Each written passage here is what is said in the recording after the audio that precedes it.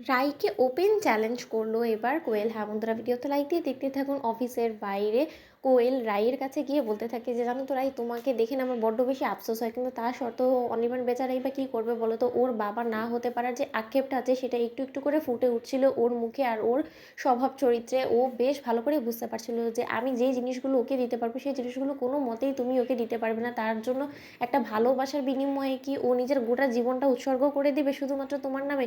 সেটা কি করে হয় বলো তো রাই? তখন রাই বলতে থাকে যে কোন জিনিসটার কথা ঠিক তুমি বলছো বলো তো কোয়েল। তখন কোয়েল বলতে থাকে যে কেন, তুমি তো কোনোদিনও মা হতে পারবে না আর অনির্বাণকে পিতৃ সুখও দিতে পারবে না, তাহলে কোন মুখ দিয়ে তোমাকে অনির্বাণ ওর জীবনে রাখবে বলো তো? তুমি তো দেখতে শুনতেও অতটা সুন্দর নয় যেরকমটা কিনা আমি দেখতে। আমি সব দিক থেকে অনির্বাণের জন্য যোগ্য ছিলাম আগেও, আর এখন আমি মনে করি যে না, আমি অনির্বাণের জন্য একদম পারফেক্ট।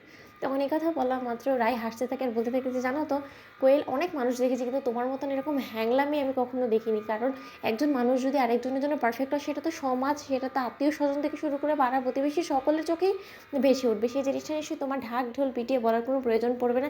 এই যে দেখো না, আমি এবং অনির্বাণ সুখে ঘর সংসার করছিলাম, সেইটা তোমার দেখে ভালো লাগেনি বিধায় কিন্তু তুমি তোমার বিষাক্ত নজর দিয়েছিলে, আর তার জন্যে আমাদের সংসারটা প্রায় ভাঙতে চলেছে। কিন্তু তা সত্ত্বেও তুমি দেখো, তুমি নিশ্চয়ই এই জিনিসটা বুঝতে পেরেছো যে আমার এবং অনির্বাণের সংসারটা বেশ ভালোই চলছিল, তার জন্যই তো তুমি এই সব কিছু করতে বাধ্য হয়েছিলে, তাই না? আর তুমি অনির্বাণ পিতৃ সুখ নিয়ে কথা বলছিলে তো সেটা নিয়ে তুমি একদম ভেবো না। তখন কোয়েল বলতে থাকে যে কেন, তোমার কি মনে হয় যে তুমি আদেও কোনোদিন কনসিভ করতে পারবে? যেখানে কিনা ডক্টর ডিক্লেয়ার করে দিয়েছে যে তুমি আদেও কোনোদিন কনসিভ করতে পারো কিনা সেটা নিয়ে কোনো ঠাই ঠিকানা নেই। সেই জায়গায় তুমি কি ভেবেছিলে যে দিনের পর দিন অনির্বাণকে মিথ্যে সান্ত্বনা দিয়ে তুমি ওকে তোমার বশ করে রাখবে?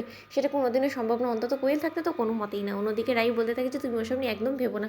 অন্যদিকে বাড়ি ফেরা মাত্রই রাই ওর মায়ের সামনে নীলুকে বলতে থাকে যে হ্যাঁ রে নীলু, তুই আজকে গোটা একটা দিন কোথায় ছিলিস বলতো? কারণ আমি যতটুকু দেখেছি যে তুই তো কোয়েলের সাথে গিয়ে দেখা করছিলিস, ওর সাথে প্ল্যানিং প্লটিং করছিলিস আমার বিরুদ্ধে। আমার সংসারটা উজাড় করে দেওয়ার পরও তো শান্তি হয়নি, তাই না? তাই এখন তুই আবার অন্য কি করা যায়, অন্য কি করে অনির্বাণের মনটা বিষিয়ে দেওয়া যায় সেই ব্যবস্থা করছিস, সেটা করে ফেলতেই পারিস, তাতে কোনো আমার আপত্তি নেই। অন্যদিকে রাইয়ের মা নীলুকে বলতে থাকে যে হ্যাঁ রে সর্বনাশী, তুই নিজে সংসারটাকে প্রথমে গিলে খেয়ে ফেললি, তারপরে এখন নিজের বোনের সংসারটাকেও ভাঙতে বসেছিস।